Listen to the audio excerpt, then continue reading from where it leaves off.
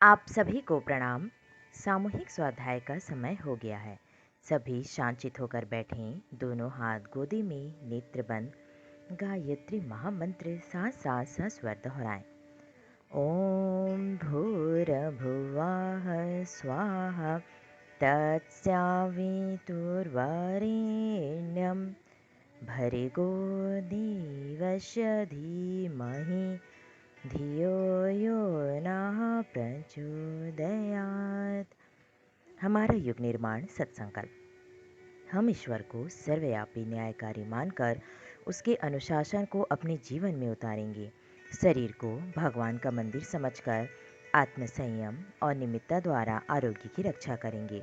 मन को कुविचारों और दुर्भावनाओं से बचाए रखने के लिए स्वाध्याय एवं सत्संग की व्यवस्था रखे रहेंगे। परम पूज्य गुरुदेव एवं वंदनीय माता जी की सूक्ष्म उपस्थिति में आज का स्वाध्याय।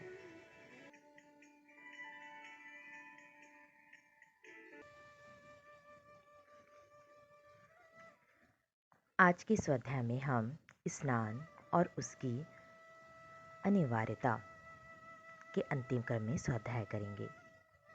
धोने के समय को सूती कपड़े की अपेक्षा कुछ अधिक किया जा सकता है। इतना भर ही माना जाना चाहिए, धोया उसे भी जाए।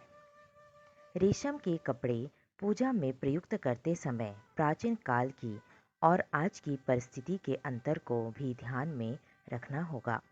प्राचीन काल में कीड़े बड़े होकर जब उड़ जाते थे, तब उसके छोड़े हुए खोखले ही से रेशम निकाला जाता था।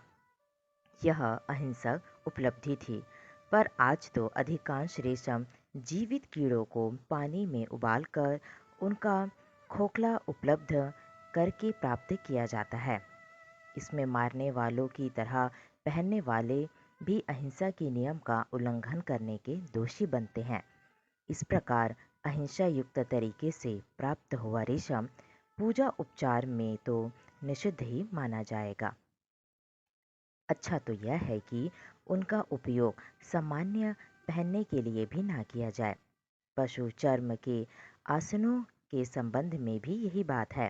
प्राचीन काल में ऋषि मुनि जंगलों में रहते थे, वहीं उनकी मौत से मरे हुए अन्य वन्य पशुओं का चमड़ा जहाँ तहाँ आसानी से उपलब्ध होता रहता था।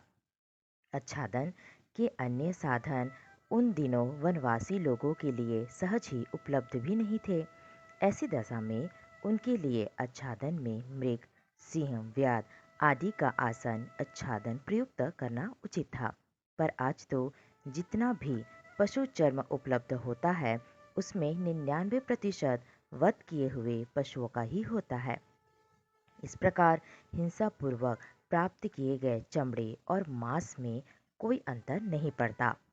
आज जब आसन के लिए ऊनी, सूती, कुशा, चटाई आदि के अनेक प्रकार के बिना हिंसा के प्राप्त आसन सर्वत्र उपलब्ध हैं, तो फिर पशु चर्म का उपयोग करने की क्या आवश्यकता। अहिंसक विधि से बनने वाले आसन ही उपयुक्त हैं। इस दृष्टि से कुशासन को अधिक पवित्र मानने की परंपरा ही अधिक उपयुक्त है। धोना ना पड़े तो भी धूप में सुखाकर आच्छादनों को पवित्र करने का शुद्ध कृत्य तो चलते ही रहना चाहिए।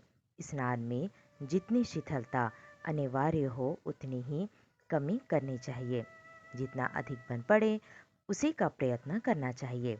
उपासना काल के मध्य में यदि मूत्र विसर्जन के लिए जाना पड़े तो हाथ पैर धोकर फिर बैठा जा सकता है। छींक, अपान वायु, जम्हाई आदि आने पर 3 आचमन कर लेने से शुद्धि हो जाती है। बीच में शौच जाना पड़े तो स्नान अनिवार्य नहीं। जितना बन पड़े हाथ पैर मुंह धो लेने आदि से भी काम चल सकता है। आगे गायत्री उपासना का समय। आइए अब इस पर स्वाध्याय करते हैं। प्रातः काल का समय गायत्री उपासना के लिए सर्वोत्तम है। सूर्योदय से पूर्व 2 घंटे से लेकर दिन निकलने तक का समय ब्रह्म मुहूर्त माना जाता है। इस अवधि में की गई उपासना अधिक फलवती होती है। सायंकाल सूर्य अस्त होने से 1 घंटे बाद तक का समय भी संध्या काल है। प्रातः काल के उपरांत दूसरा स्थान उसी का है। इतने पर भी अन्य समय में न करने जैसी कोई रोक नहीं है। दिन में सुविधानुसार कभी भी जप किया जा सकता है।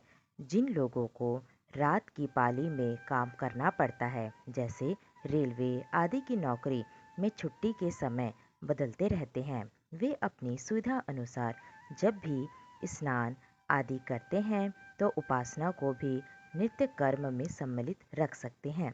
इस प्रकार बार बार समय बदलने पड़े तो भी हर्ज नहीं है। ना करने से करना अच्छा है। प्रातः सायं का समय न मिलने के कारण उपासना ही बंद कर दी जाए, यह उचित नहीं। सर्वोत्तम ना सही तो कुछ तो कम महत्व का समय भी बुरा नहीं है। रात्रि को जप करना निषिद्ध नहीं है। शास्त्रकारों ने सामान्य सुविधा का ध्यान रखते हुए ही रात्रि का महत्व घटाया है। दिन काम करने के लिए, रात्रि विश्राम के लिए है। विश्राम के समय काम करेंगे तो इससे स्वास्थ्य पर प्रतिकूल प्रभाव पड़ेगा। इसलिए विश्राम के घंटों में विक्षेप ना करके काम के घंटे ही अन्य कामों की तरह ही उपासना का करने का औचित्य है। एक कारण यह भी है कि सविता को गायत्री देव का देवता माना गया है। सूर्य की उपस्थिति में यह उपासना द्वारा सूर्य का तेज अधिक आकर्षण किया जा सकता है। उसकी अनुपस्थिति में लाभ की मात्रा में कुछ कमी रहती है। इन्हीं दो बातों के कारण रात्रि में उपासना का महत्व कम किया गया है, किंतु निषिद्ध फिर भी नहीं। दिन की तरह रात्रि भी भगवान द्वारा ही विनिर्मित है।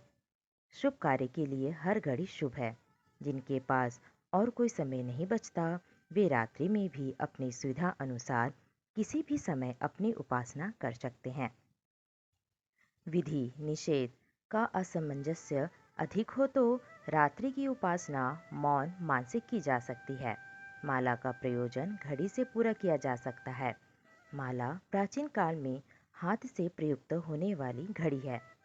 परंपरा निर्वाह करना और माला के सहारे जप करने की नियमितता बनाए रखना उत्तम है।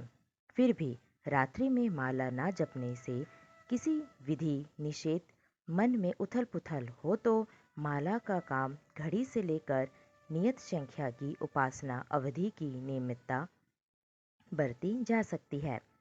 माला में चंदन उत्तम है। शुद्ध चंदन की माला आसानी से मिल जाती है। तुलसी के नाम पर बाजार में अरहर की या किन्हीं जंगली झाड़ियों की लकड़ियां ही काम में लाई जाती हैं। इसी प्रकार रुद्राक्ष के नाम पर भी नकली गुठलियां ही बाजार में भरी पड़ी हैं। उनके मनमाने पैसे वसूले जाते हैं। आज की स्थिति में श्वेत चंदन की माला ही उत्तम है। यूं वे नकली भी खूब बिकती है, असली होना आवश्यक है। चंदन, तुलसी और रुद्राक्ष में से जिसका भी प्रयोग करना हो वह असली ली जाए तो इसका यथासंभव प्रयत्न करना चाहिए। मानसिक जप रात्रि में करने से कोई अड़चन नहीं है।